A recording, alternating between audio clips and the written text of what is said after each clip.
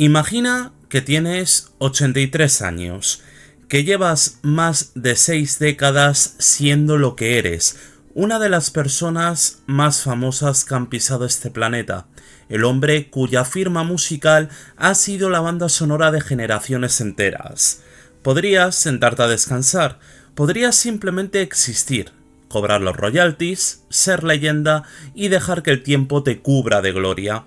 Y sin embargo, ahí estás tú, un martes cualquiera de 2021, tomando una taza de té con un productor 30 años más joven que tú, tocando acordes raros en una guitarra que ni tú mismo reconoces, hasta que de repente algo encaja. Y del caos de notas sin nombre nace una canción, y de esa canción nace un disco, y ese disco se llama como una calle de Liverpool que la mayoría de gente nunca ha pisado, pero que a partir de ahora va a ser imposible olvidarla. Acomodaros porque hoy tenemos una gran cita con la nostalgia. El surco de hoy habla de The Boys of Dungeon Lane, el nuevo disco de Paul McCartney.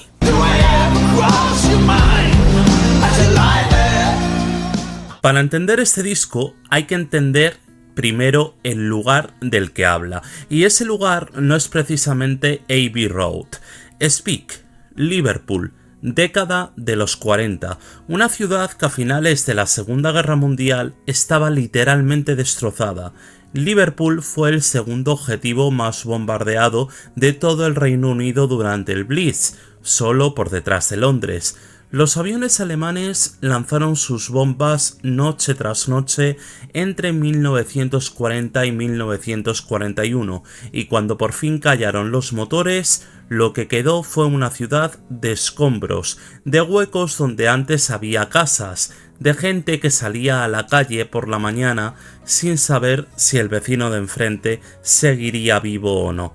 No es un escenario que se tenga que romantizar. Es un escenario más bien humano, que es algo completamente distinto. En ese Liverpool se crió un niño llamado James Paul McCartney, nacido en 1942. Creció en el barrio obrero de Speke, en casas de ladrillo rojo con jardín estrecho y calles donde los niños jugaban hasta que se hacía de noche.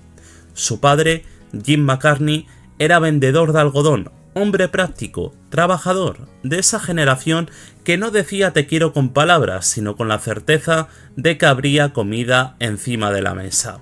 Pero Jim tenía una vida paralela. Era músico, aficionado, sin grandes carreras truncadas, pero músico al fin y al cabo. Tocaba el piano y había liderado su propia banda antes de que la guerra lo cambiase todo, y lo que hizo con ese amor por la música fue algo que muy poca gente hace. Se lo regaló a su hijo. Le enseñó a tocar. Le dijo, sin decirlo explícitamente, que la música no era una locura, sino una forma de ver el mundo. Y luego, además, estaba ella, estaba Mary. La madre de Paul McCartney era comadrona, una mujer que traía vidas al mundo de madrugada, que sostenía a la familia con una solidez callada y absoluta, y Paul tenía 14 años, cuando Mary murió por complicaciones de una operación de cáncer de mama. 14 años, esa edad en la que uno todavía necesita que alguien le explique cómo funciona el mundo, en la que la figura materna no es solo afecto, sino también arquitectura de la personalidad. La pérdida de Mary McCartney no es un dato biográfico de manual, es una herida que lleva 70 años filtrándose en la música de Paul McCartney. Yesterday, Let It Be, la mujer que cuida, la mujer que se va, la mujer que se queda de todas formas entre las notas. En The Boys of Dungeon Lane, esa herida vuelve a abrirse, pero ya no sangra, simplemente brilla, con la ternura que solo da el tiempo para ese tipo de cosas.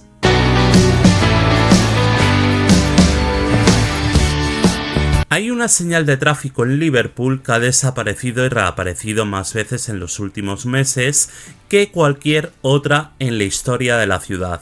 Dungeon Lane es una calle real, es una calle que existe y que está en el barrio de Speke y lleva desde el barrio hasta Oglet Shore, en la orilla del Mersey, un lugar que los observadores de aves conocen bastante bien, donde el río se ensancha y el horizonte parece de repente un horizonte posible. No es una calle glamurosa ni muchísimo menos, no tiene el pedigrí mítico de Abbey Road ni la cadencia mágica de Penny Lane. Es una calle gris, de adosados de ladrillo, de cielos bajos y charcos en invierno, y precisamente por eso, cuando McCartney anunció este disco en marzo de 2026 y la gente entendió de dónde venía el título, algo pasó. Las señales empezaron a desaparecer. Fans llegados de toda Europa arrancaban los carteles como quien toma una reliquia. El ayuntamiento de Liverpool tuvo que intervenir, restaurar las señales y asegurarlas, porque la ciudad había entendido de golpe que tenía entre sus calles algo que valía más que el hierro galvanizado de un poste. La frase "los chicos de Dungeon Lane" aparecía ya en una demo de 1991 titulada In Liverpool, uno de esos bocetos que duermen en los cajones de los grandes artistas durante décadas, esperando el momento justo. Ahora, más de 30 años después, esa frase se convierte en el título de un álbum entero, y tiene sentido porque lo que McCartney está contando aquí no es el mito, sino que es más bien la historia de la infancia, la historia de la niñez. Es la historia del niño que vivía en Speke y cruzaba Dungeon Lane para llegar a la orilla del río, libro de pájaros en mano, con esa mezcla de libertad y melancolía que solo tienen los niños que ya han visto demasiado. En ese mismo barrio, a apenas unos minutos a pie de donde vivía Paul, creció también un tal George Harrison, dos futuros Beatles, jugando en calles distintas del mismo barrio obrero sin saber todavía lo que iban a hacer juntos. Para que este disco existiera, hizo falta también Andrew Watt. Si ese nombre te suena es porque Watt es el hombre que en 2023 hizo algo que muchos consideraban algo improbable. Devolvió a los Rolling Stones a la primera línea del rock contemporáneo con Hackney Diamonds, un discazo, a mí me gustó al menos mucho. El mismo Watt fue quien se sentó con McCartney a tomar un té en 2021, quien estaba presente cuando nació ese acorde desconocido que os comentaba hace un ratito. Paul McCartney salió de aquella primera sesión pensando, con sus propias palabras: "Me cae bien este tipo, pero es un poco pesado". Y añadió: "Pero ser pesado no está mal cuando estás haciendo un disco". 5 años de sesiones entre Los Ángeles y East Sussex, sin presiones de discográfica, sin plazos que cumplir. 2 hombres haciendo música a su ritmo simplemente.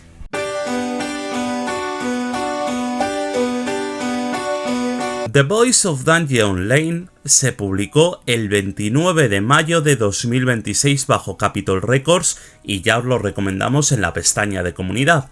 20 álbumes de estudio en solitario a sus espaldas, cifra arriba, cifra abajo, porque esto siempre trae un poco de debate. Y la primera canción, As You Lie There, nació en aquella primera sesión con Watt.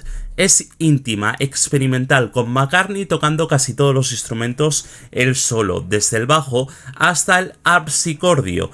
Es el McCartney de McCartney 1, el del disco grabado completamente solo en casa en 1970, y el de McCartney 3, grabado también en soledad durante el confinamiento de la pandemia en 2020.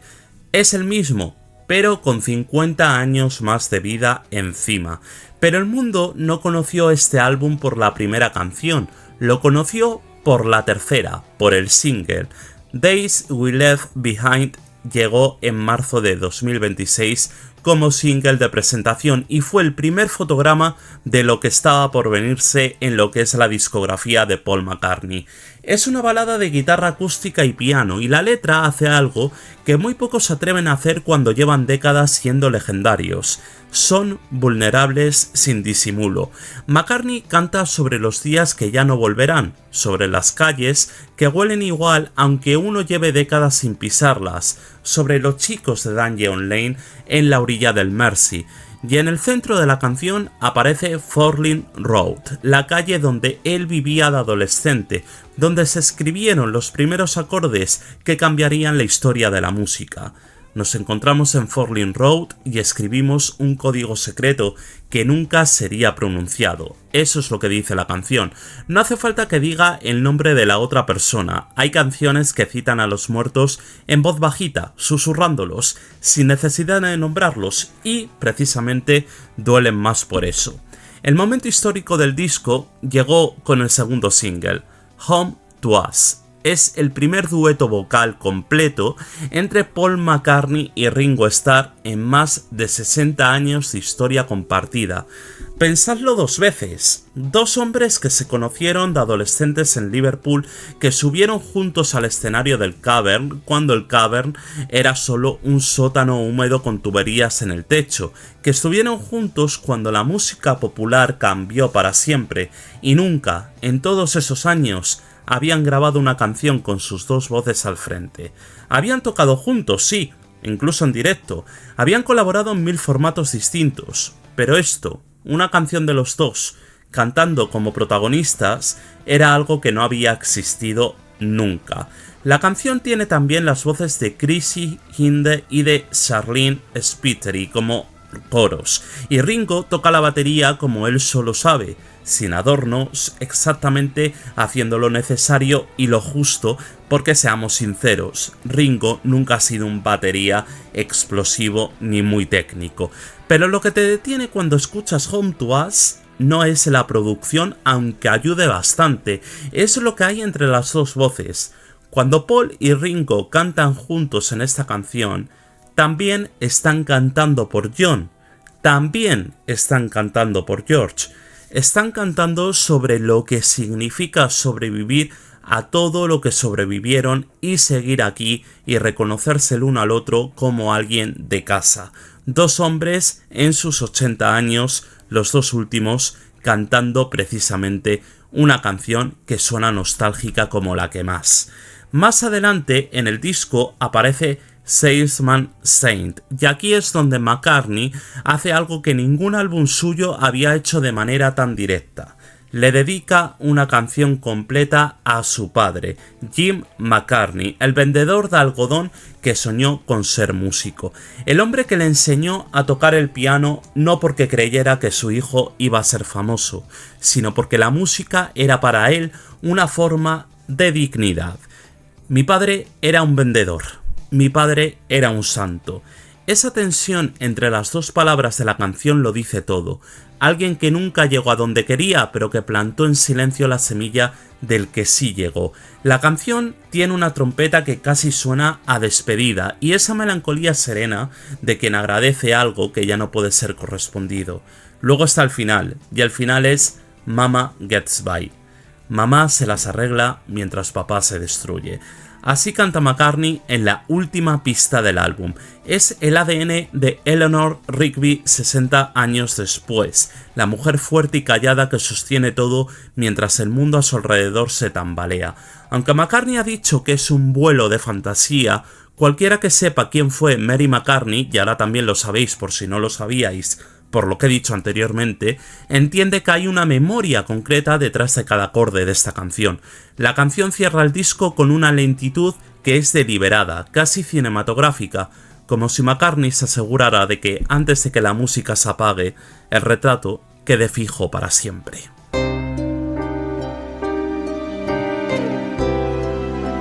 Hay una pregunta legítima detrás de todo esto. En 2026, ¿por qué un disco sobre el Liverpool de posguerra conecta con personas que tienen 20 años, 30, 40, menos incluso, y que han crecido en Madrid, en Buenos Aires, en Bogotá, en Ciudad de México, en Tokio, donde sea? La nostalgia no es un defecto, es uno de los instintos más humanos que existen. La necesidad de saber de dónde venimos para entender quiénes somos. Todos hemos tenido una Dungeon Lane. Puede ser una calle, puede ser un patio de colegio, puede ser el olor de una cocina o el sonido de una voz que ya no escucharemos nunca más y que echamos tanto de menos. McCartney habla de Speak, pero en realidad habla de la infancia de todo el mundo. Hay algo más, hay una diferencia enorme entre añorar y celebrar. La melancolía mira atrás y llora.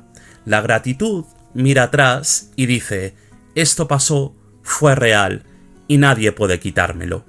The Voice of Dungeon Lane es un disco agradecido, diría yo. No está construido sobre la tristeza de lo perdido, sino sobre la certeza de lo vivido, de que aquello ocurrió. En eso se distingue de cualquier otro ejercicio de nostalgia que pueda hacer un artista de su generación. McCartney siempre ha mirado hacia atrás en sus letras. Penny Lane, In My Life, Blackbird, The Long and Winding Road, en fin, siempre hubo ese hilo conductor en algunas de sus canciones, pero ahora, con 83 años, la mirada ya no tiene la urgencia de quien intenta retener algo que se escapa. Tiene más bien la calma de quien sabe que todo sigue ahí dentro, intacto. The Voice of Dungeon Lane recibió la aclamación unánime de la crítica y de los fans. ¿Es el mejor disco de McCartney? Probablemente no lo sea. Band of the Run existe, Ram existe, pero puede, y esto sí que voy a poner la mano en el fuego en este sentido, puede que sea el más honesto. Es el disco que solo puede hacer alguien que ya no tiene nada que demostrar, ninguna lista que escalar, ninguna generación que conquistar, porque ha conquistado todas y probablemente cuando fallezca lo siga haciendo. Es el disco de un hombre que se sienta frente a su historia y dice, esto fue lo que pasó, esto es lo que soy, y lo hace con una melodía que se te queda grabada en la cabeza durante todo el día. Hay algo en The Voice of Dungeon Lane que excede cualquier análisis. Tiene algo que ver con el paso del tiempo, diría. John ya va muerto desde 1980. George desde 2001. Cuando Paul y Ringo cantan juntos en Home to Us, no hay 4 Beatles, hay 2. Y en esas 2 voces caben los 4.